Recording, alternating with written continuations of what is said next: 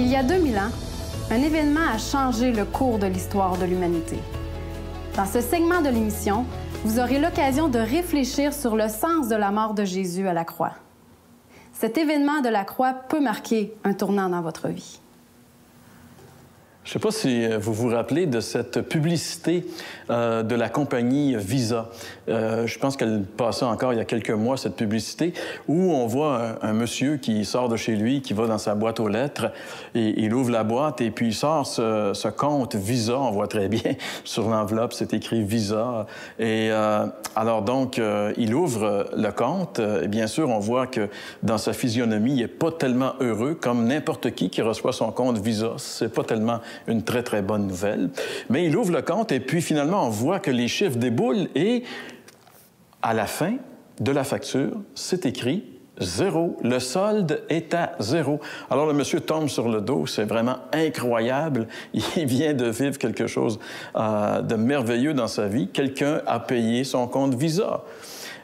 Évidemment, c'est de la publicité. On voit ça à la télévision et comme on dit, c'est probablement trop beau pour être vrai. Mais je pense que cette publicité nous démontre très bien ce qu'est l'Évangile. L'Évangile, c'est la révélation de quelqu'un qui a payé à notre place, qui a payé notre facture. Vous savez, chacun de nous, on est endetté, pas juste avec nos cartes de crédit, mais on est endetté surtout devant Dieu.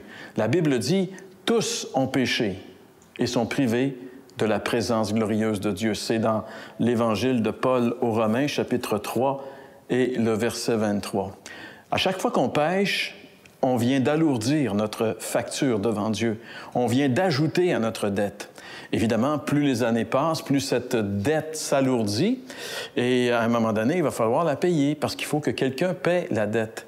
Mais la bonne nouvelle de l'Évangile, c'est que justement, Jésus, lorsqu'il est mort sur la croix il y a 2000 ans, il a payé entièrement et totalement la dette de tous ceux et celles qui se confient en lui.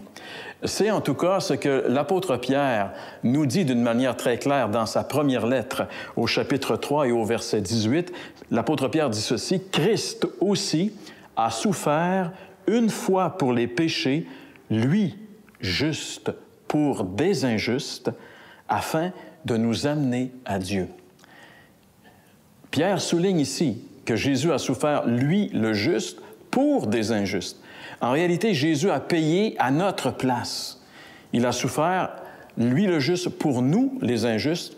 Lui qui n'était pas endetté, il a souffert pour nous, endettés. Il a pris en réalité notre dette et il l'a complètement payé en mourant pour nous sur la croix du Calvaire. En tout cas, c'est ce que l'apôtre Pierre nous dit et c'est aussi ce que toute la Bible nous dit, et particulièrement les écrits de l'apôtre Paul dans le Nouveau Testament.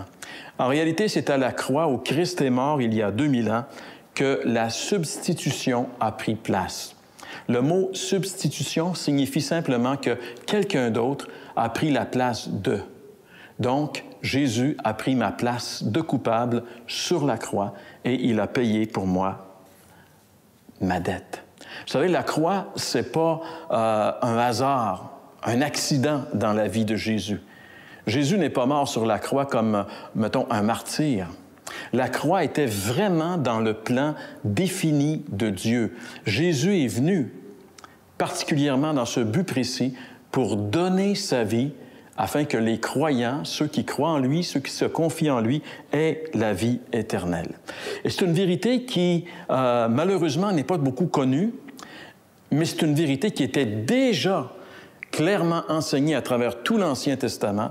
Et il y a, entre autres, un passage très clair de l'Ancien Testament où la substitution, le fait que Jésus prend notre place, est clairement mentionné. C'est dans le prophète Ésaïe, chapitre 53. Et j'aimerais qu'on prenne juste les prochaines minutes pour regarder ensemble ce merveilleux chapitre.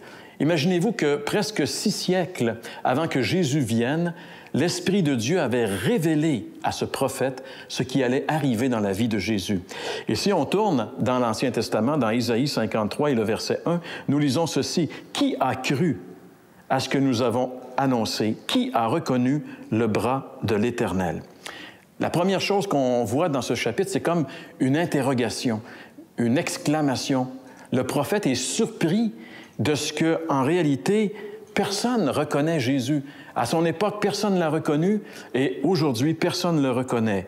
Et il continue en disant peut-être que c'est parce que justement, il n'y avait pas énormément une personnalité qui était exceptionnelle. Il dit, il s'est élevé devant lui comme une faible plante, comme un rejeton qui sort d'une terre desséchée. Il n'avait ni beauté, ni éclat pour attirer nos regards, et son aspect n'avait rien pour nous plaire. Méprisé et abandonné des hommes, homme de douleur et habitué à la souffrance, semblable à celui dont on détourne le regard. Nous l'avons dédaigné, nous n'avons fait de lui aucun cas. C'est ce qui est arrivé avec Jésus et c'est ce qui arrive encore. Le personnage le plus important de toute l'histoire, on n'en fait presque pas de cas. Et au contraire, lorsqu'on parle de lui, très souvent, c'est pour le mépriser. Mais Ésaïe dit ceci au verset 5, « Mais il était blessé pour nos péchés.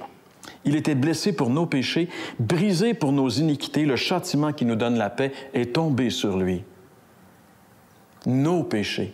Il n'était pas blessé pour ses péchés à lui, il n'a jamais commis de péché. Il était blessé pour mes péchés et pour vos péchés. Et finalement, au verset 6, Ésaïe dit ceci, il dit, « Nous étions tous errants comme des brebis, chacun suivait sa propre voie, et l'Éternel l'a frappé pour l'iniquité de nous tous. » C'est lui qui a été frappé à notre place. Au verset 5, il dit, « Le châtiment qui nous donne la paix est tombé sur lui. » En réalité, quand Jésus était suspendu sur cette croix, il y a 2000 ans, c'est comme si la foudre de Dieu, c'est comme si la colère de Dieu, le châtiment de Dieu est tombé sur lui. En fait, Jésus faisait office, on pourrait dire, de paratonnerre jusqu'à un certain point. Un paratonnerre, c'est ce qu'on installe souvent sur une maison. Au cas où la foudre tombe, bien, le paratonnerre va l'attirer dans la terre plutôt que la foudre tombe sur la maison et fasse des dégâts. Eh bien, Jésus a agi un peu comme le paratonnerre dans l'histoire de l'humanité. Lorsque la foudre de Dieu s'est déclenchée, lorsque Dieu a décidé de juger les péchés des hommes, eh bien, c'est sur son Fils qu'il a fait passer ce jugement à notre place. C'est exactement ce que la Bible dit. Et la merveille des merveilles, l'Évangile de la croix, c'est que lorsqu'on accepte Jésus-Christ, lorsqu'on se confie en lui, eh bien, tout comme cet homme qui un jour a découvert dans la publicité de Visa son compte à zéro, on réalise que notre dette a été entièrement, totalement, définitivement et éternellement payée. C'est ça la bonne nouvelle de l'Évangile. Mais pour que ça devienne efficace dans notre vie, nous devons vraiment recevoir le Christ comme notre sauveur personnel. Nous devons nous ouvrir les yeux sur son œuvre à la croix et lui ouvrir notre cœur et le recevoir comme sauveur et comme Seigneur. Est-ce que vous l'avez fait? Pourquoi ne pas le faire maintenant, pendant qu'il vous appelle? Quelle réponse allez-vous donner à cet amour de Dieu pour vous?